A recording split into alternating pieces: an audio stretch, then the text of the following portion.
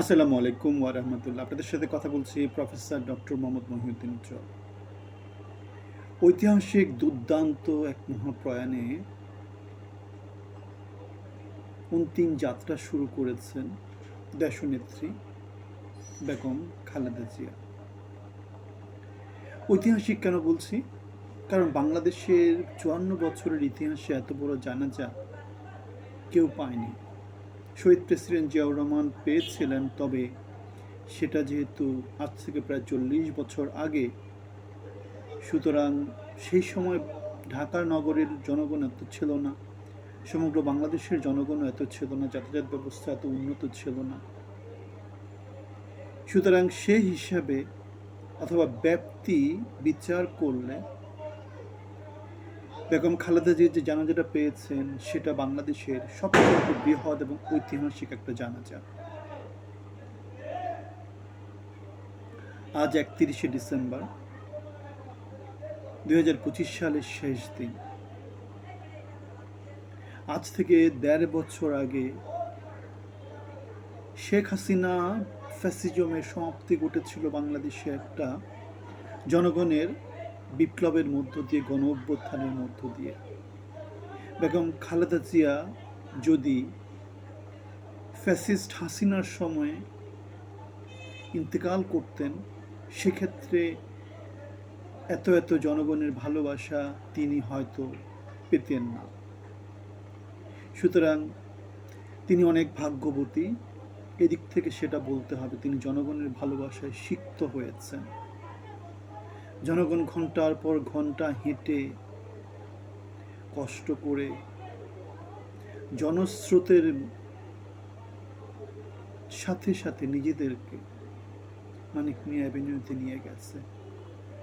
আজকে ঢাকার সব পথ, সব মত একমুখী ছিল, সেটা হচ্ছে মানিক মিয়া অ্যাভিনিউ। সকাল সকাল এবারকার হাসপাতাল থেকে বেগম খালেদা জিয়ার লাশটাকে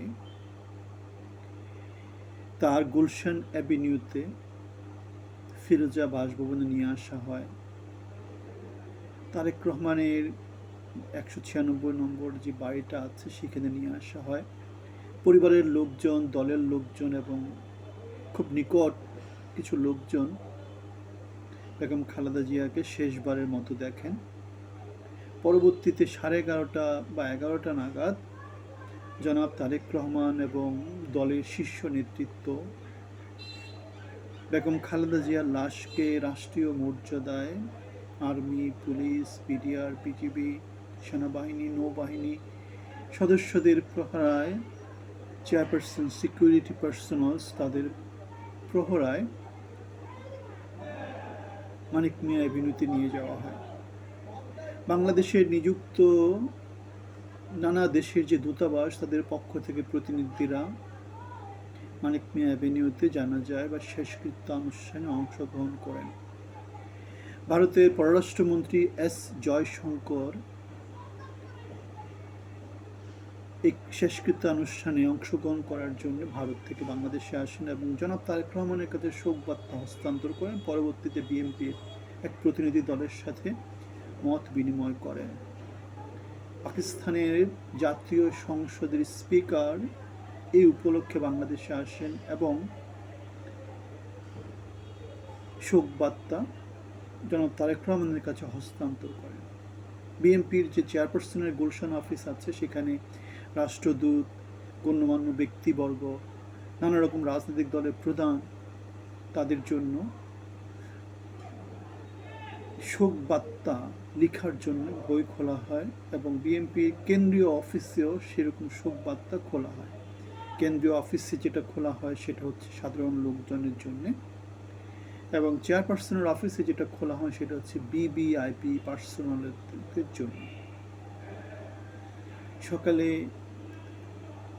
আমি চেয়ারপারসনের অফিসে গিয়েছিলাম, কিন্তু আমি যেহেতু সাধারণ পার্সন, সুতরাং শোক বার্তা তেমন করে লিখতে পারিনি, কন্ডোলেন্সও জানাতে পারিনি।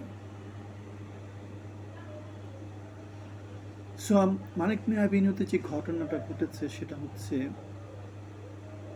আজ ঢাকা শহর থমকে গিয়েছিল। ঢাকা এমনিতেই জনবহুল এলাকা। কোনো একটা এলাকায় যদি জনগণের একটু আধিক্য দেখা দেয়, ঢাকার রাস্তা এমনিতেই কি জ্যাম পড়ে যায়। মানিক মিয়া অ্যাভিনিউতে এই যে ৩০, ৪০, ৫০ লাখ লোক যে জনসমাগম হয়েছে, কি অবস্থা সেটা ঢাকাবাসী কল্পনা করতেই পারে। ঢাকার আজকে ছিল জানাজার নগরী ছিল। ঢাকা আজ থেমে গিয়েছিল। ঠিক 4:30 নাগাদ খালেদা জিয়াকে জিয়া উদ্যানে তার কবরে তাকে সমাহিত করা হয়। 3 বাহিনীর প্রধান, সেনাবাহিনী, বিমান বাহিনী এবং নৌবাহিনী গার্ড অফ অনার প্রদান করে, পুষ্পস্তবক অর্পণ করে এবং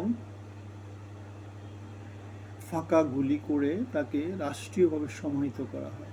জনাব তারেক রহমান খালেদা জিয়াকে সমাহিত করার সময় কবরে নেমে পড়েন এবং তার মাকে বাবার পাশে চিরদিনের জন্য শায়িত করে আসেন। এর ভিতর দিয়ে বাংলাদেশের ইতিহাসের একটা অধ্যায়ের সমাপ্তি হলো। আল্লাহ সর্বোত্তম পরিকল্পনাকারী। ১.৫ বছর আগে যদি বেগম খালেদা জিয়া আল্লাহ না করেন যদি এমন করে প্রয়াণ করতেন, তাহলে বাংলাদেশ এই ঐতিহাসিক ঘটনার সাক্ষী হতে পারত না। মানুষের ভালোবাসা মানুষ জিয়া পরিবারের প্রতি তেমন করে প্রকাশ করতে পারত না।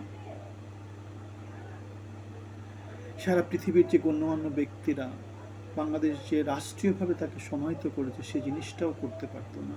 আমাদের নিশ্চয়ই মনে আছে জিয়া উদ্যানে যেই যাওয়ার জন্য যে রাস্তাটা ছিল সেটা হাসিনা সরকার তুলে নিয়েছিল। অনাদর অবহেলায় শহীদ জিয়ার মাঝে 17 বছর মোটামুটিভাবে জনগণের দৃষ্টি অগোচরে ছিল। এই যে ক্ষমতার পালাবদলের সাথে সাথে বাংলাদেশের জাতীয় নেতাদেরকে অবহেলার শিকার হতে হয়, সেটা ঐতিহাসিকভাবে বাংলাদেশের জন্য একটা কলঙ্কজনক অধ্যায়। বাংলাদেশ ভ্রাতৃপ্রতিম জনগোষ্ঠীর প্রতি ভ্রাতৃপ্রতিম বিহেভ করবে, রাজনৈতিক মত পথ ভুলে গিয়ে ঐতিহাসিক যে ব্যক্তিত্বগুলো আছে তাদেরকে যার যার সম্মানজনক জায়গায় রাখবে। বাংলাদেশের যে ইতিহাস, যেটা বস্তুনিষ্ঠ ইতিহাস, যেটা সত্যিকার ইতিহাস, সেটা স্কুল কলেজে পাঠ্য হবে। কোথাও করাপ্টেড ইতিহাস নতুন করে যাতে আর স্থান না পায়। এক দল চলে গেলে অন্য দল এসে নতুন করে বাংলাদেশের ইতিহাস লেখা শুরু করে। বাংলাদেশের স্কুল কলেজে সেই নতুন ইতিহাস ছাত্রগণ পড়ে, লোকজন পড়ে, পত্রপত্রিকায় লিখে। আবার শাসন ক্ষমতা পরিবর্তন হয়ে গেলে নতুন করে ইতিহাসে লেখা শুরু হয়। এইভাবে মিউজিক্যাল চেয়ারের মতো একটা জাতি কোনো রকমের সভ্যতার ধারণ না করে, ইতিহাসের ধারণ না করে এইভাবে যে বড় হচ্ছে, সেটা বাংলাদেশের জন্য একটা টাইম বোমা।